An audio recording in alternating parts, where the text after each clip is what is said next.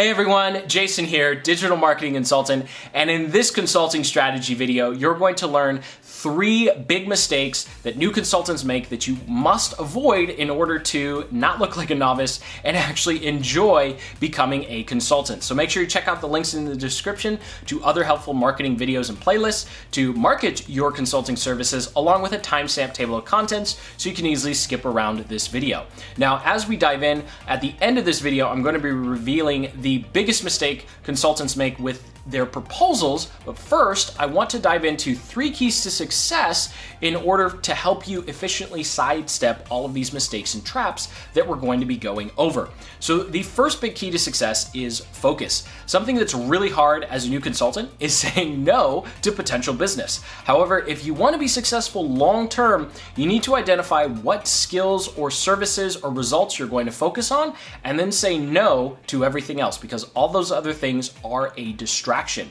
And the second key to success, which you think would be self-explanatory, but there are a ton of 21-year-old life coaches out there, so I had to include this, and that is you need actual experience. Simply going through courses, watching YouTube videos, and reading a bunch of books does not qualify you to be a consultant. You need to have actual experience and you need to achieve the result that you're going to be delivering for your clients and customers. I know that's probably self-explanatory, but I just see so many new consultants who took a Facebook ads course and then think they're an expert now. You need some actual experience under your belt. Customers and clients are not guinea pigs. They are not test subjects.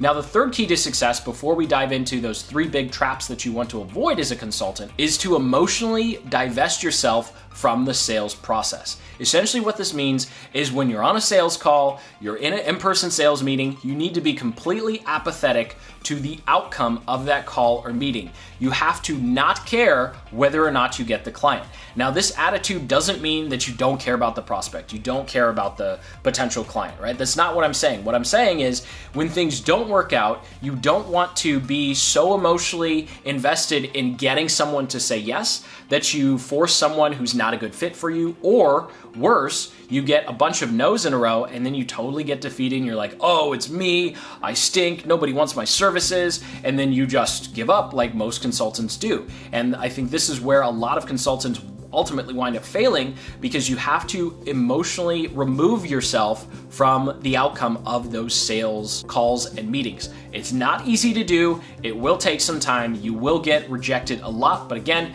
it's just a number of occurrences. Rejection is part of the consulting sales process. Now, with those 3 keys to success out of the way, let's go ahead and talk about the first big trap a lot of new consultants fall into.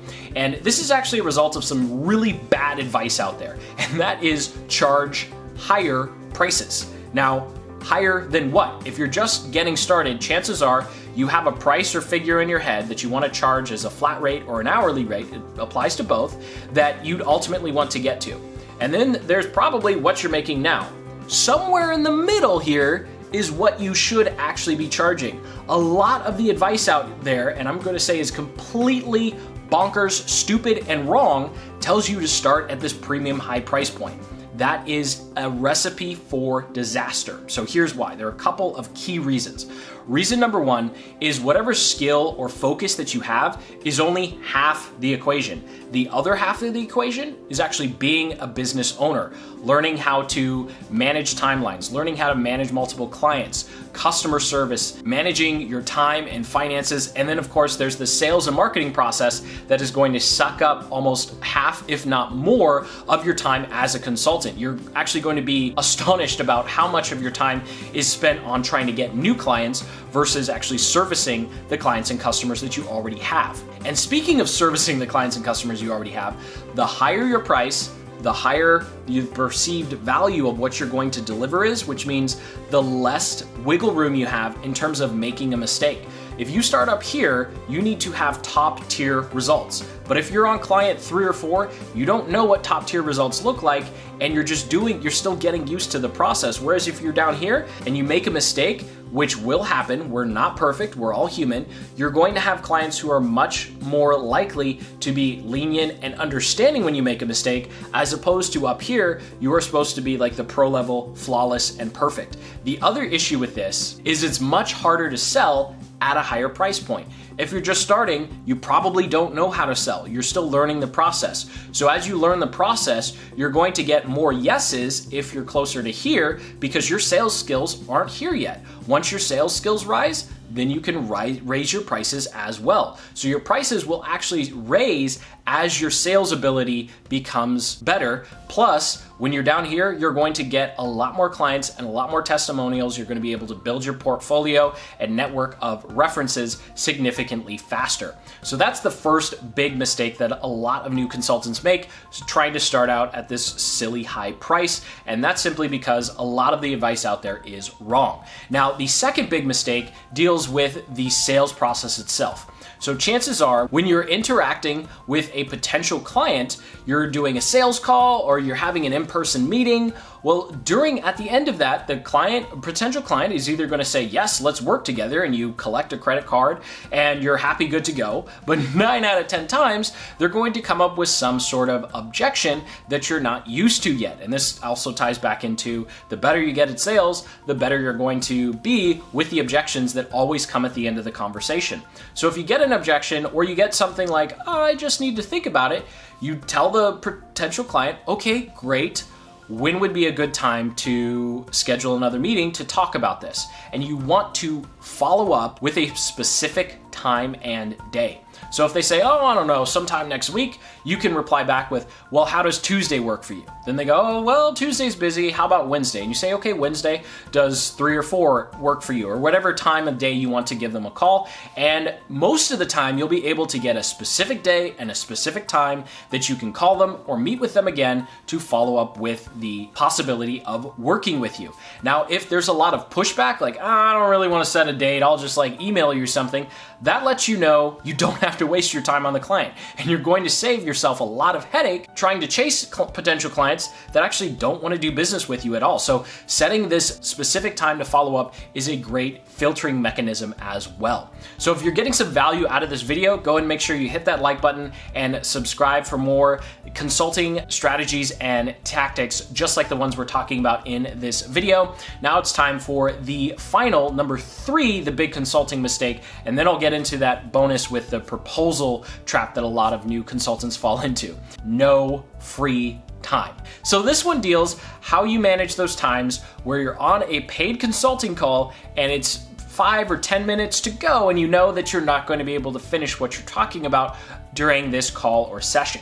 So you have 2 options. The first option is if you know that you're going to be able to finish it if you win an extra 5 or 10 minutes. If it's going to be more than 10 minutes, don't do this. So if you know it's going to be another 5 or 10 minutes past whatever the time is supposed to be, you simply say, hey, it looks like we're going to go over. Is it okay if we spend an extra 5 or 10 minutes to finish what we're talking about? You want to ask the client that because you want to show that you respect your time, and arguably more importantly, you want to show that you respect their time. I've actually had clients that say, oh, wow, I wasn't even looking at the time. No, I have to run out the door for something. And then we just tabled it and we talked about it next time.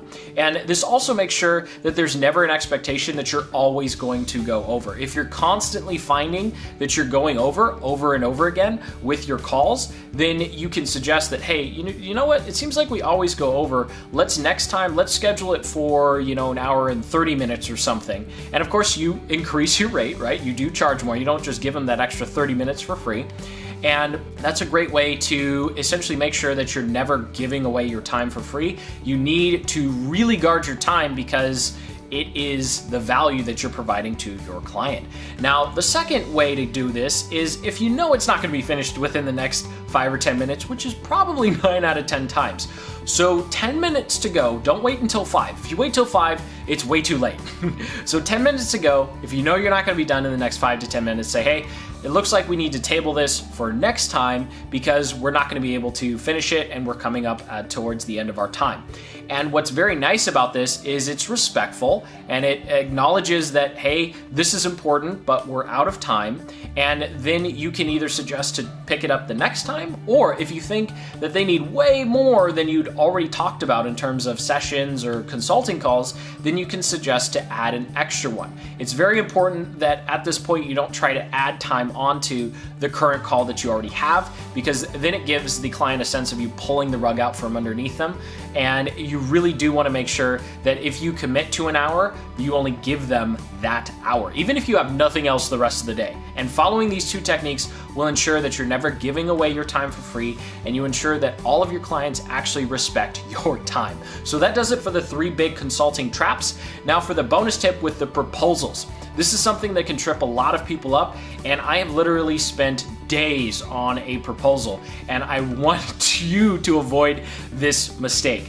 A proposal should only take you, the first one can take you 3 or 4 hours because you don't know what you're doing. But after that, once you have your template down, a proposal shouldn't take you more than an hour to put together. And really all a proposal is a summary of what was talked about in your sales meeting or on your sales call. That's it. It's here's what we talked about, here's what you're gonna get, here's what I'm going to do, and that third one's actually optional, and then here's how much it's gonna cost. That's it. I put my proposals together in Canva, and I actually have just a blanket template because we do the same services over and over again, and then we just insert the price and the specific services that they're going to be getting month over month or one time, and that's it. That's all a proposal should be. It doesn't need to be this lengthy document. It doesn't need to go into your background. It is not a resume. All of the hard work of selling and convincing the prospect or potential client that you're a good fit should have been done in the sales call. So when you hear a client ask for a proposal, always make sure you clarify what was talked about during the meeting or the call, and then that proposal should simply just be a recap. If you are really strapped for time, sometimes what I do is I say, you know what, we don't do proposals. And that's true, not all of our services warrant a proposal. So if we're not doing proposals for those kinds of small services, I'll say, how about I just send you an email with a summary of what we talked about and what the pricing would be. 9 out of 10 times, the potential customer client is happy with that because they just are so busy with other things, they don't want to try and remember everything that was talked about on the sales call or in the sales meeting. And that does it for the 3 big consulting mistakes to avoid, along with the big proposal trap. So if you got some value out of this video, go ahead and hit that like button, subscribe, comment below if you have any consulting questions or you have your own traps that you would avoid. Sharing below will help other potential consultants sidestep the mistakes that we've already made. So until the next video, you know what to do. Hit that like button, subscribe, and keep building the business you love.